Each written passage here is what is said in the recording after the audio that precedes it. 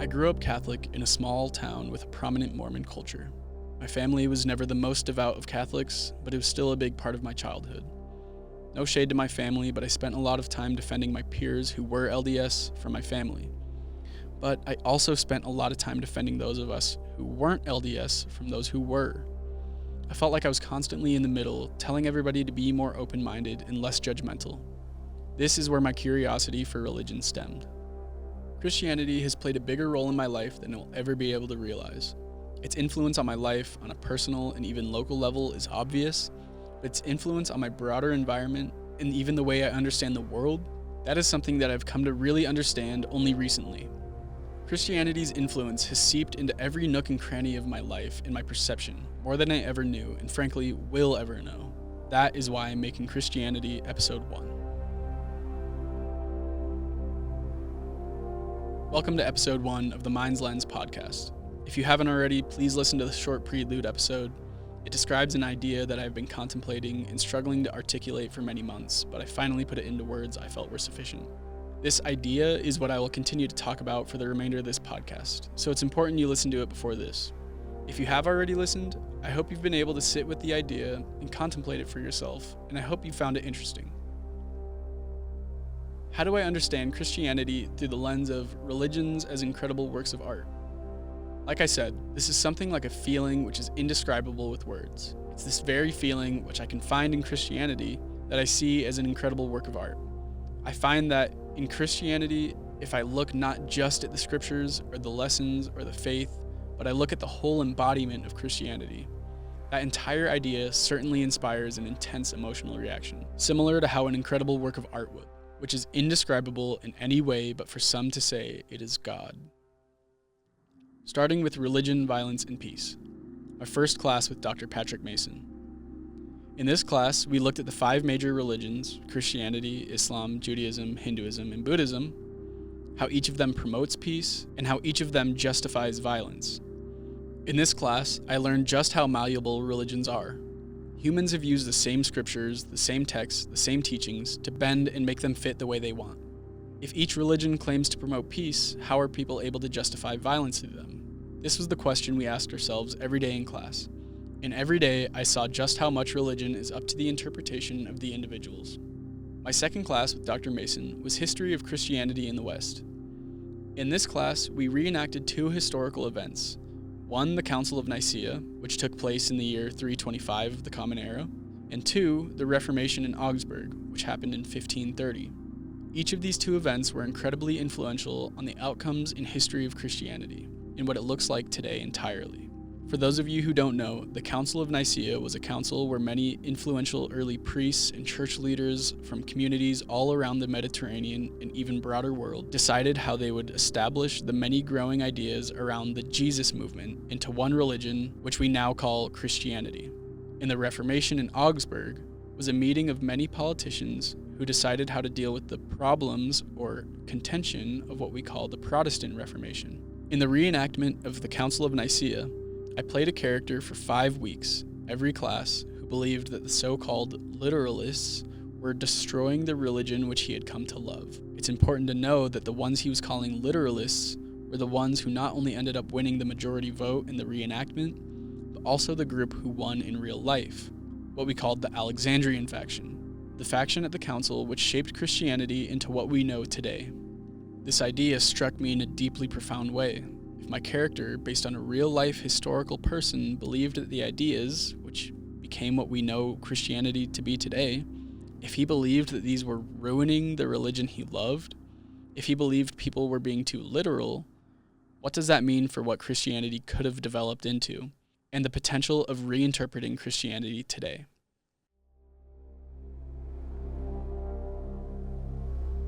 I was taking History of Christianity in the West at the same time I was taking Religion and Film, which I mentioned in the prelude episode. These 2 classes at the same time got me dramatically reimagining what religion could be. How could I view Christianity through this new lens?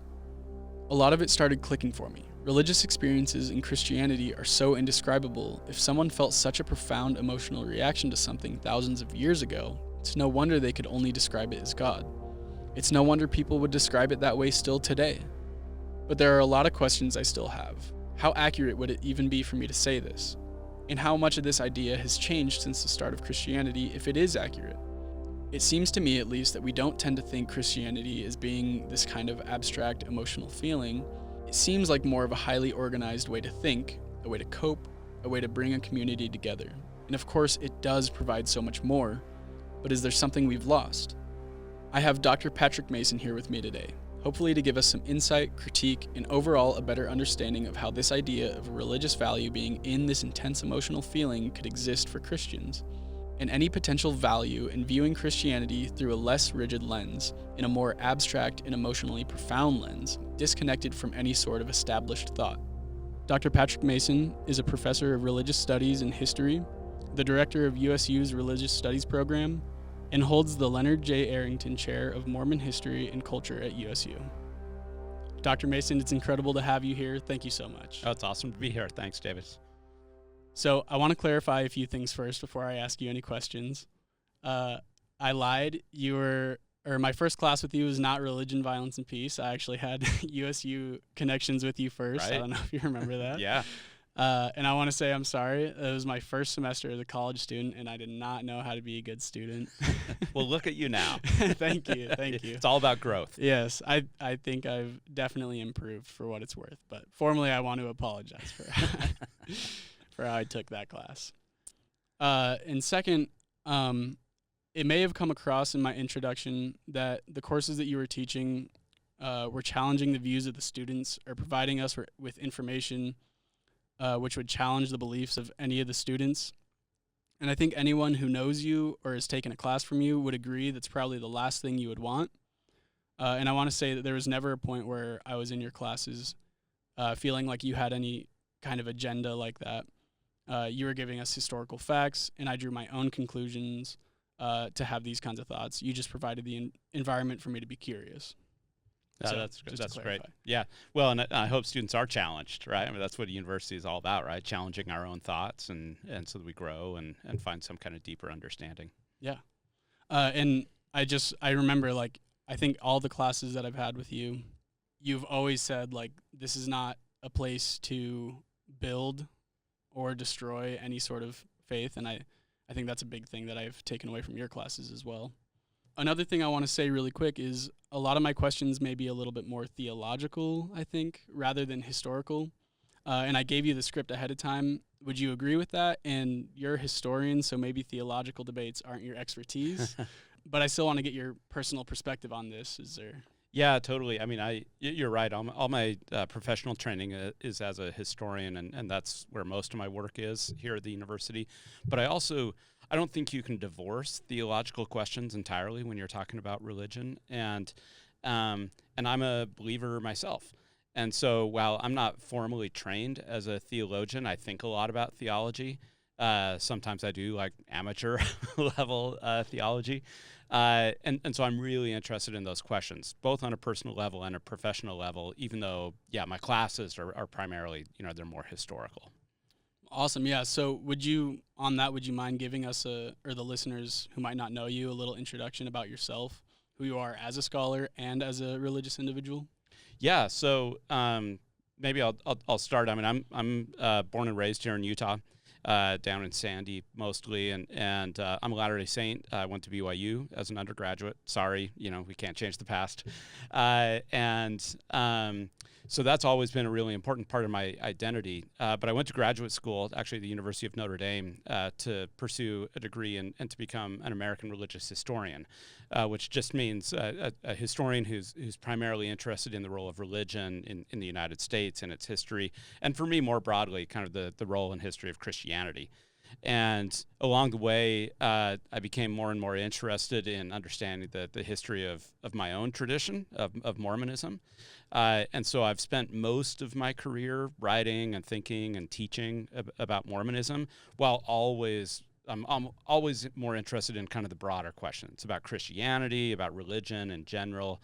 So there's all these, I guess you could think about it as kind of like these nesting dolls or concentric circles in terms of my interests, with Mormonism kind of at the center of it, but then radiating outward sort of all these other interests as well. Awesome. So how long have you been a professor here at USU? So I've been here at USU for 6 years, but I've been a professor much longer than that. I got my PhD back in 2005, so I've been teaching at different universities since then. Okay, cool. So I wanted to ask you a little bit about your teaching method. How do you design your classes, and is there any bigger idea that you're hoping for students to take away while you're creating these courses? Yeah, that's a great question. And I think that's a really important question for students to think about with any class that they take. Like, why is my professor teaching me this stuff in this way, right? What does she think she's accomplishing, or, what do we hope to accomplish in this class? For me, while almost all the classes I teach are history or religious studies, most of them are also gen ed courses. So they're either like breadth humanities or depth humanities. So in almost every class that I teach, other than like a few graduate seminars or specialized courses for religious studies majors, most of my courses have all kinds of students in there. You'll have business students and engineering students and nursing students and aviation students, in addition to history and religious studies students. And I absolutely love that. And I take that really seriously when I'm designing my classes, to try to create an experience that, yes, that religious studies student who this is like their 10th religious studies class versus, frankly, the majority of students in the class, this might be the only religious studies or history class they ever have to take. They're doing it just because they have to. It's a requirement. I know the drill.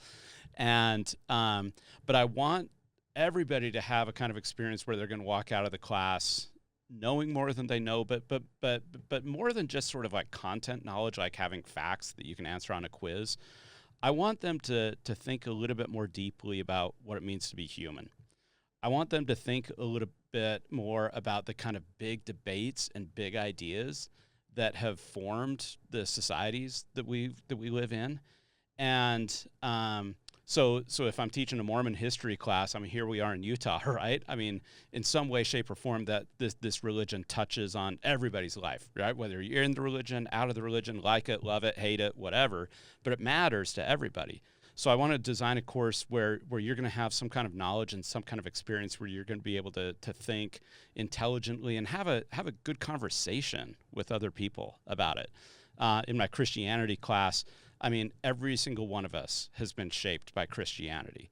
I would argue it's the most influential religion in all of the world's history. Yeah. And so it's impossible to escape its influence. So again, I don't need students to memorize a whole bunch of facts and figures and dates and stuff, but I want them to understand like why this religion matters, how it kind of came to be, and some of the big debates that formed it, and in a lot of ways formed modern society. So I'm always thinking about both the religious studies major and like the business or nursing or aviation student who's sitting in the room.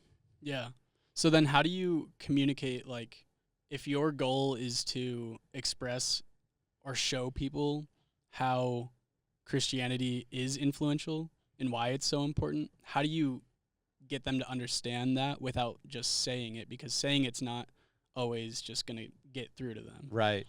No, it's a great question. So one of the things I do in my Christianity course, and you know this because you've been in it, I use these games that are called Reacting to the Past games.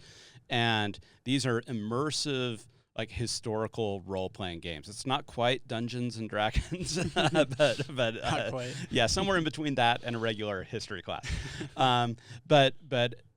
These games take place in a certain time and place in actual history, and at a kind of turning point or a debate, a moment when history could have gone more than one way. And that's one of the things I want my students to understand. Like, history, it didn't happen because it had to happen that way. It happened because people made choices along the way. That also means that you and I get to make choices about how the future is going to be. And so students all get a role, usually like an actual historical person, or sometimes like a conglomerate or a composite role. And then they're thrown into these debates, usually on teams or factions, and they're trying to win. And the only way to win and actually to do well is to read the sources, to actually understand what you're doing. So one of the games is on the Council of Nicaea, this big, huge council of bishops that come together in the year 325 under the Emperor Constantine to try to figure out Christian orthodoxy. Now, on the one hand, especially if you're not a Christian, like, who cares, right? I mean, who cares what a bunch of bishops thought in the year 325? 25, like 1,700 years ago. On the other hand, this was the beginnings of Christian orthodoxy, where Christians came from all around then the kind of known world, mostly the Mediterranean world, to try to determine like what all Christians should believe. And so there's this sense of like power, there's this sense of debate, there's, for them, they thought the Holy Spirit was guiding them. And what I love, and you've experienced this, are these moments in the room where students are literally shouting at each other across the room over like a preposition or a comma or something like that. And I'm like, yes, that's when they get it. Again, not the particulars, because you're gonna forget the particulars as soon as you're done with the class, right, and move on with your life. Yeah. But you're always going to remember like that these ideas that shaped Christian civilization and then Western civilization, this idea of orthodoxy, that there should be one right way.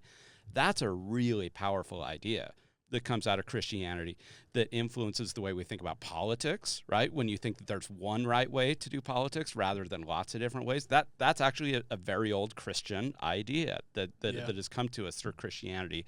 So I want them to sort of be immersed in what it's like to be religious in some of these debates. Again, not to convert them to anything, but just to immerse them in what it's like to be a human at these different times and places, and then try to think about how is it that a bunch of random bishops, well, they weren't random at the time, they were the leaders of Christianity 1,700 years ago, those debates they have actually still matter today. Yeah. And I want to say it was very shocking for me when things started to unfold in that class, and every decision almost down to a T was like the exact same decision that happened in real life. It was really interesting to see kind of the politics of it as well, and how it unfolded.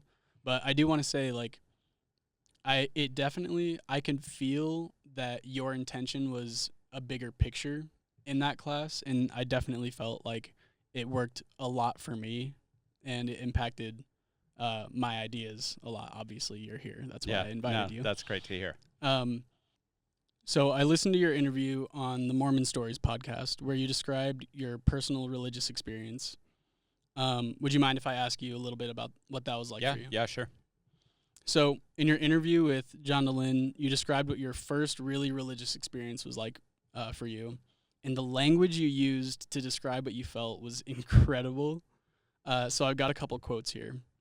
This was in part 1. You did a 3-part it's a marathon. Yeah, it was a lot, but I enjoyed.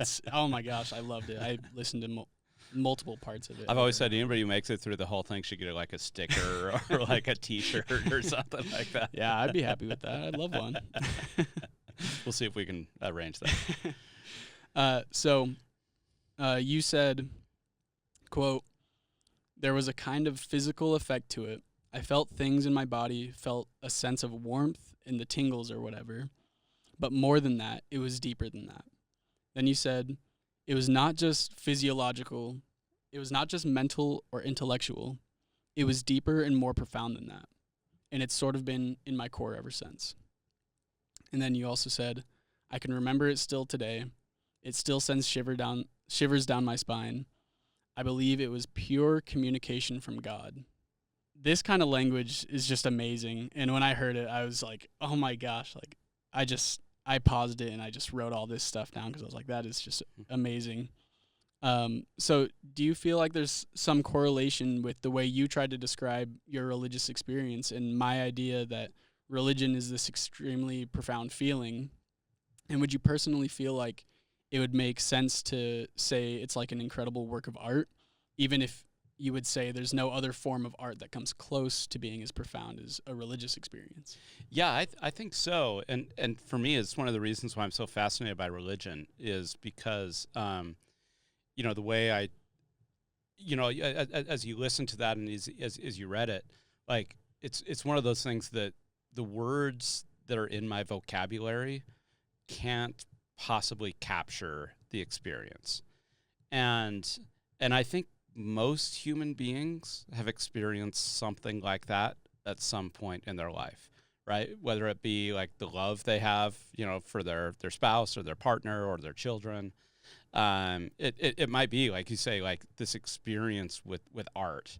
You're looking at a painting or watching a movie, or you're at a concert or something like that, and just like something hits you, and maybe you've looked at that piece of art before, right? Maybe you've listened to lots of music before, right? But like something happens, and one of the words that the religion scholars will oftentimes use to describe this is they'll talk about it being ineffable. It just means like that literally there's no way to describe it. There are no words. We try, right? We use the tools at hand to describe it.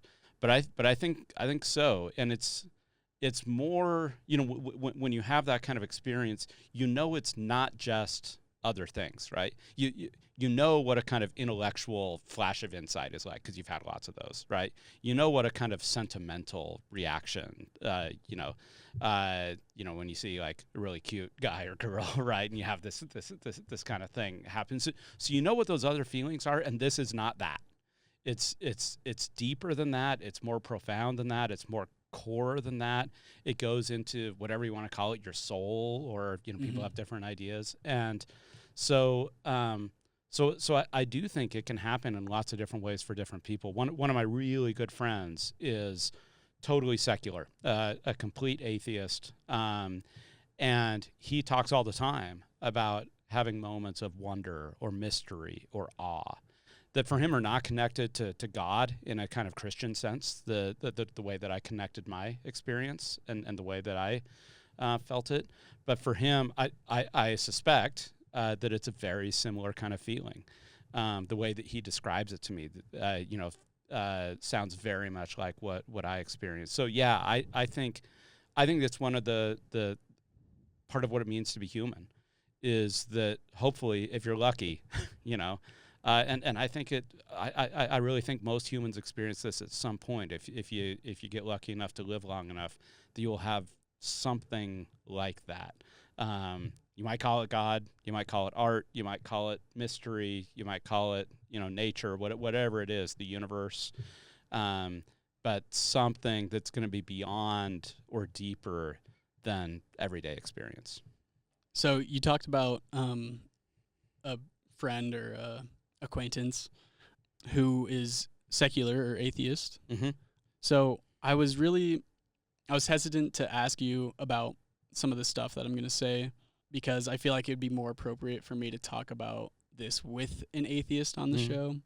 But I want to hear your thoughts as well. First of all, you said like it sounds a lot like what your experience is when he describes these things, but he doesn't call it God in a Christian way.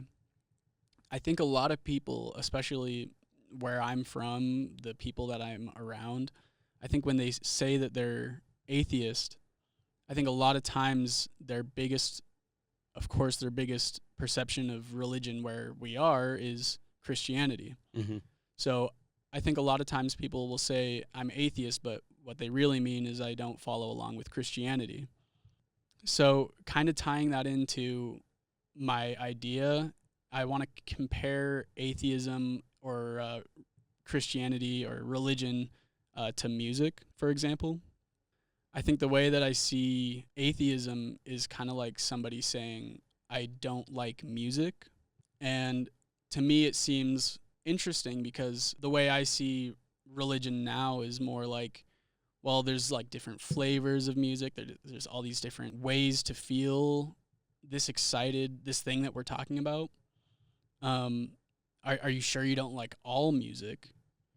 Or do you just not like one kind of music? But to an atheist's credit, I will say that there is beauty in silence as well. But I think a lot of the people I'm around, I don't think that what they're saying is, I like no music. I think what they're saying is, I don't like music. So I don't know. What are your perspectives on that? Yeah. Well, I think in some ways the very heart of the terms goes along with what you're talking about. Atheism is not God or not having a belief in God. So there is a kind of negative posture there to right. something else. Now, a lot of atheists that I've spoken to say, well, that's just the way the word is structured, and because of religious people have so much like power in the culture and so forth. So I'm not. I like my friend Phil that I was talking about earlier. He grew up in an entirely secular culture, and he said it wasn't until he was in junior high that he met anybody who believed in God. Really? So for him, that was like the weird thing. So like. Atheism was not weird. It was not a reaction against something. It was not a revolt against something. That was just like how the world was. Right. And then it was strange to meet somebody who believed in like in a God sitting on a cloud, up in heaven or something like that.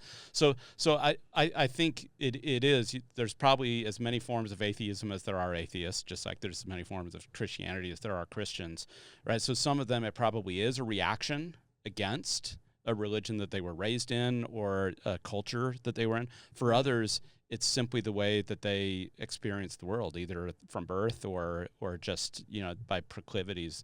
For me, and I think for most religious people in most religious traditions, when I had that experience, I think when my friend Phil has his experiences in nature of wonder and awe and mystery, it is with a kind of impersonal universe, and he's under no delusions. Like when he dies, boom, that's it, right? Ashes to ashes, dust to dust. And actually, he finds a kind of wonder in that. Isn't it amazing that I'm here at all?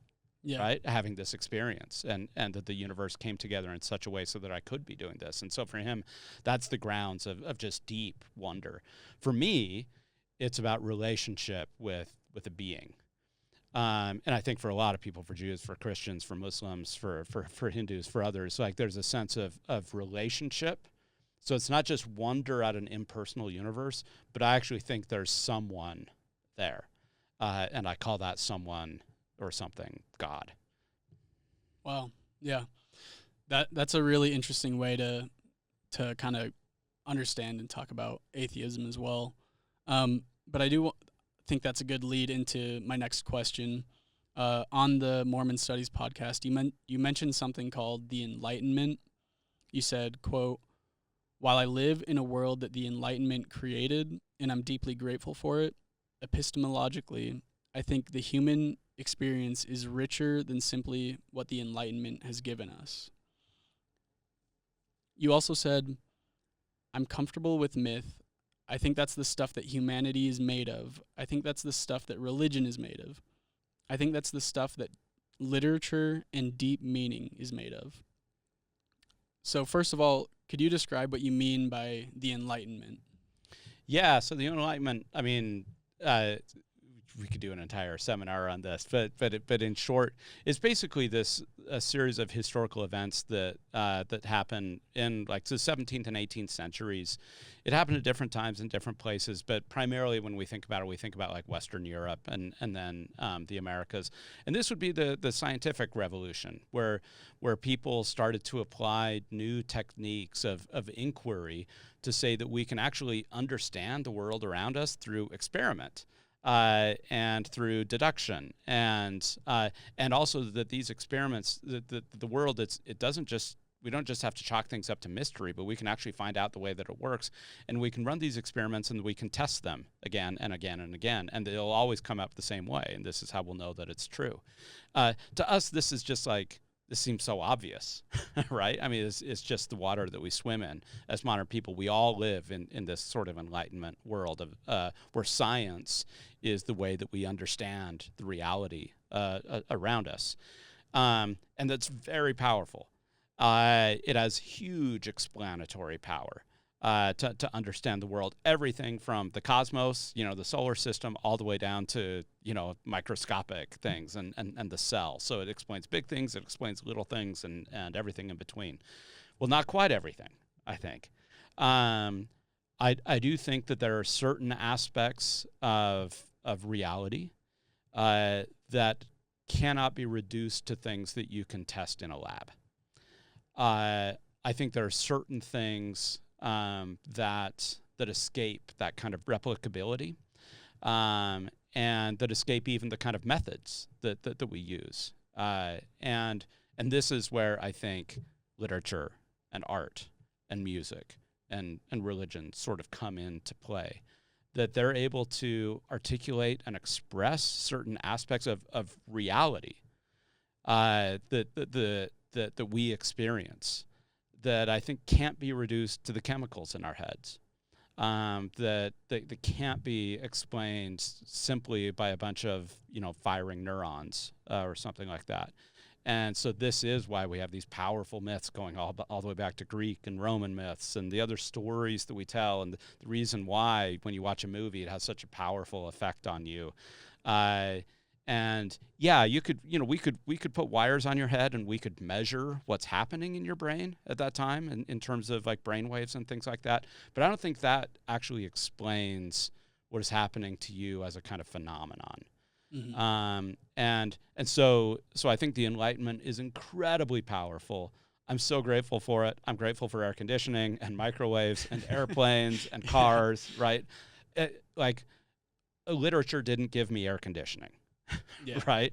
But at the same time, test tubes and laboratories can't explain in some parts the deepest recesses of my soul and your soul. That's amazing. So you said that for you, Christianity means like you believe that there is a relationship with somebody. Right. So do you think that you could kind of, like, I think that's what a lot of atheists have a problem with, is they're trying to scientifically say, like, I don't think there's nothing for me to grasp onto to believe that that's the case. But, well, like, everybody still has this feeling that's so deep and emotional and profound. And you said the word awe a little while ago, and that's the word that I've been using for the last year to try to describe this. It's just pure awe. Do you think that you can separate aspects of Christianity, like the relationship with a God, and more of just this emotional reaction, for people to still find value in Christianity? Or does that start to separate what Christianity really means? Because I think I can look at Christianity and find so much value in it if I don't necessarily think, like, I think there's a God literally there judging and waiting for me and doing all these things, which I think a lot of people have a problem with, but I still find the value in the poetry of it and the messaging and all these really amazing things that make me feel this profound feeling still. Do you think that starts to break away Christianity if an atheist looks at it that way? Or do you think that could be useful for somebody to do that? Yeah, I love that question. And I love the kind of generosity behind it on your part, the kind of curiosity and also the appreciativeness. And that's a lot of the way that I've come to approach the world too. Now, I think you could certainly find people in any religious tradition that say, like, this religion explains everything that you need to know about the world, right? Mm-hmm. And all truth is encompassed within this religion, and you really don't need to go anywhere else because we've got all the answers. That's just not the way that I approach it. Either as a scholar or as a person. As a scholar of religion, I look through and I look at all of these different religious traditions and wisdom traditions, and I see the really unique and powerful ways that they ask and answer human questions. There's a reason Hinduism has stuck around for thousands of years. There's a reason why Judaism has been around for thousands of years, right? Even Mormonism is only 200 years old, but that's not bad, as because most new religions kind of come and go in a blip. And so the reason these things sort of stick around generation after generation after generation after generation is because they're asking and answering questions at the heart of what it means to be human. And they're asking different questions, and they come up with different answers. And I think because of that, I like approaching the world with that kind of curiosity and appreciativeness. Buddhism thinks about the world differently than Mormonism does. Mm-hmm. And now I've I've personally attached myself to Christianity and to Mormonism, certainly because of my socialization, because I was born into it and raised in it and so forth. But it's also an act of will, and that I've thought a fair bit about it, and also had some experiences along the way. So it's a story that to me resonates deeply, and I think articulates certain kind of truths about the way that I think the world is and that the universe works, that resonate very deeply with me. That doesn't prevent me from looking around at other religions and saying, "Wow, there's this thing that I experience," when in Hinduism or Buddhism, there's and having that kind of appreciation of what you get in that. So I don't think, to go back to your question, I don't think it dilutes the Christian message for atheists to appreciate some part of it, right, or to criticize some part of it. And I don't think it dilutes my own religious belief for me to go to a Hindu ceremony, as I did last week, and to experience something profound and the joy of the community, and to hear truths communicated through the stories that they were telling. I don't think in any way that threatens or endangers the story that I've chose to inhabit within my own religion. So you said that a lot of religions serve to explain the truth. And I think for me, something that I've started to, like, what my idea really revolves around is the way that religions go about explaining this truth. And I think a lot of times their method, similar to your teaching method, there's a bigger picture. And I think that the way that they do it, a lot of times it's not they're saying exactly what it is, but there's the method and the way that they present the information to you. And I think that's what I really find profound, is like there's so much poetry, and there's so much, like, just so much amazing stuff that I just think is really, really amazing. Yeah, I mean, as I mentioned last week, I went to this Hindu ceremony. It was beautiful, and they told the story of Krishna, or one of the many. I mean, there are many, many stories about Krishna, but they told the story about Krishna. Now, I'm not a Krishna follower. I'm not a Krishna devotee, but it was, that story carried profound truth and profound insight about the human condition, about the way that we relate to each other, about ethics, about the way we should treat each other, about what it means to be a kind of psychologically and spiritually whole human person. So I didn't drop everything and become a Krishna follower, right? But I could also sit there and listen to that story and have deep appreciation for the way that this story has been told and retold over thousands of years, and now reinterpreted here in the 21st century, here in Logan, Utah, in ways that would be meaningful to us here, which are totally different than the context in which that story was first told, thousands of years ago in the Indian subcontinent. Yeah. So maybe as a historian, maybe this is more a better question for you. Do you think that particularly Christianity used to be more focused on this kind of, like, the way that they're going about telling these stories, the way that they talk about them? And do you think that there was ever a time where that was the case and it kind of turned into what we know now? And do you think that that causes people to miss out on some stuff?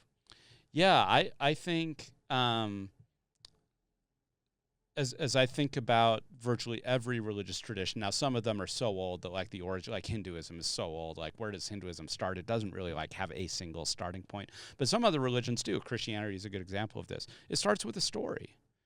It starts with a story that the people told and the people believed about this guy named Jesus, who we know where he lived, when he lived, in a particular time and place. And they told stories about him. About being the Son of God, about doing miracles, about being resurrected on the third day. They told those stories, and those stories circulated, and they developed, and more people believed in those stories. At first, it was just a group of people who believed. They called themselves the Way. They weren't called Christians. For Jesus wasn't a Christian; he was a Jew. So it was these group of people who told these stories and believed these stories, and these stories spread, and over time they came together in communities. And some of these communities told certain stories, others told other stories. Some of these stories were pretty similar, others became sort of different. And so you had sort of different stories that are going around about this guy named Jesus and what Jesus meant in the world. And then this is very natural. This happens in every religious tradition. You start with this singular insight or this story or this moment, and then people after that, for decades, for centuries, they got to figure out, well, what does that story mean? Mm-hmm. How do we make sense of it? And there's a very natural, as it gets bigger and bigger, it's like, how do we control that story, right? Mm. How do we make sure that people aren't telling the wrong story about this thing? This is where this idea of orthodoxy comes from. And then how do we institutionalize that story, right? So the story is now going to come about through rituals, through teachings or doctrines. It's going to come about through a kind of ethics. How should we live our life? All these kinds of things. Well, even people within the tradition, they're going to start debating those things. Well, I think it means this. I think it means this. And this is where we get both contests and competition and conflict within religious traditions, but this is also where people form institutions. And these institutions say, this is the right way. I know there's other ways. Well, sometimes they don't even acknowledge there's other ways, but there might be other ways, but those are the wrong ways. We call that heresy. And so this is a very natural thing. We can see this kind of development of the way that religion takes shape, beginning with just a story or a person or an insight, and then taking form in organizations and bureaucracies and rules and laws and all these kinds of things. It's just the most natural thing in the world. Almost every religious tradition has gone through some version of this. So then it does, here we are now 2,000 years removed from Jesus, with 1 billion Christians, more than 1 billion, I think close to 2 billion Christians all around the world, all of whom have wildly different ideas about what that story means and even how they tell it. And so that they've broken off into different churches, each with their own rules and their own ideas. And so I don't think this is a bug in religion. I think this is just the way that religion works. That it's always this sort of human attempt to make sense of their experience with what they call the divine or the supernatural. So in the class History of Christianity in the West, we talked about how there was, I think it was one of the first days, maybe the first or second day of the class, you told a story that was almost parallel to Jesus' story. Apollonius. Yeah. And you talked about how there was a lot of similar stories like that all the time. It wasn't an unusual story. But I think you mentioned that what made Jesus' story particularly stand out was that he dies in the end, but then is resurrected. And so I just wonder if, maybe when it was first being told, it was just oh my gosh, the main character dies in the end. Wow, that is, and that's the feeling, wow, when they first told that story, just wow, it's amazing. But anyway, so I just wonder if stuff like that kind of gets lost to the what we think of as Christianity, very typically, very broadly. People who don't resonate with, I think there's a God waiting for me, I think there's so much more as well. Well, and I think this is the successful religions, the ones, again, who have survived millennia or centuries, right? Their origin story always flips the script from what we typically experience or typically expect. If they just went along with the normal script, they would just be part of the normal script. We would still all be Romans, or something like that, right? But the Jesus story flips the script because the hero dies. He's supposed to be rescued, the gods are supposed to come down. He's supposed to shoot laser beams out of his eyes or do something like that, like you would expect in a Greek myth. But he doesn't do that. He dies. He allows himself to be crucified. Now he comes back 3 days later. That's pretty great, development too. But he flips the script on the way things are supposed to go. Same with Judaism, right? It originates in the story of a people who are slaves. And then God chooses them rather than the powerful people, the Egyptians.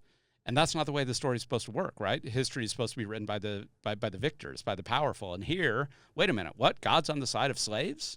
That completely flips the script, right? In Buddhism, right? The Buddha, he's a prince. He has everything he wants, right? But it doesn't satisfy his needs, his longings, his desires. And he actually realizes that suffering is rooted in desire. So he goes, renounces everything. And that's how he finds enlightenment, right? That flips the script. Wait a minute, I thought I was supposed to get everything I wanted because of having all the cars and clothes and money and everything there. I thought that was supposed to bring happiness. So all of these traditions at their heart is this sort of this thing that flips the script. And that is sort of like the kernel. Now, again, we overlay tons of stuff. We've had 2,000 years to lay on top of that Jesus narrative, that really surprising narrative, so much that sometimes we even forget what the original story was, right? Judaism, thousands and thousands of years of rules and laws and commandments and so forth. But at its heart, it's this idea that God prefers slaves over enslavers. Yeah. And so that to me is part of the power of religion, the way that it completely shifts our narratives and surprises us and tells us actually the world may not be exactly the way you think the world is. Yeah, I think that's an amazing description of what I'm kind of thinking about. So a bunch of questions kind of mushed into one last question, but I want to know what you think about my idea. You read the prelude script. Is there anything that you really like or dislike about it? Is there anything you think is wrong? Anything you would personally change about it? Yeah, I wouldn't say it's wrong. I mean, I think whatever path leads people to enlightenment, to a deep, and here I'm talking about kind of personal enlightenment, not like the scientific revolution, but to a deeper sense of connection with themselves, with others, with the universe, especially if the payoff is with a deeper sense of ethical responsibility. That it's not just personal gratification, but it actually orients you towards relationship with others and a life of service and caring for the greater good. I think whatever those paths are, whatever that looks like, I'm all for it. I do think I don't think it's exactly the same to say that you experience that through one of these traditional, world religions, whatever it might be, that orient you towards a kind of relationship with some kind of supernatural being or force, versus the kind of impersonality of experiencing that through watching a movie or viewing art or something like that. I think a lot of the outcomes can be very similar, but on some level, it's a little bit different to be outwardly oriented towards a relationship with a being, a force, again, call it a god, a spirit, an ancestor, whatever it might be, that can always sort of challenge you and call you into something different and say that you're wrong, right? And pulls you out of yourself. I think that's a little bit different than having a kind of impersonal experience. But again, I think just what I see, I think they're just qualitatively different experiences on that level, but it's a Venn diagram, certainly, where there's a lot of overlap there in terms of where they orient you and what they can do for you. And in terms of the fruits of like good living, the acquisition of deep wisdom, orienting towards a kind of ethical life, I see that like lots of these things can point people in very similar directions. This is why, sometimes we'll sometimes people will want to like just draw a straight line between like religious observance and ethical behavior. It's like, I've known a lot of religious people who are not good people, and I've known a lot of people who don't believe in God who are really good people, right? Mm-hmm. And so just saying the quote-unquote right words or doing the quote-unquote right rituals or right things, I don't think that necessarily bears fruit in a life of human flourishing and goodness. It can, and it often does, and again, this is why these traditions have stuck around for a long time. But there's, I see just kind of self-evidently a lot of different paths to human flourishing and wisdom. Awesome. Is there any final thoughts you have to say?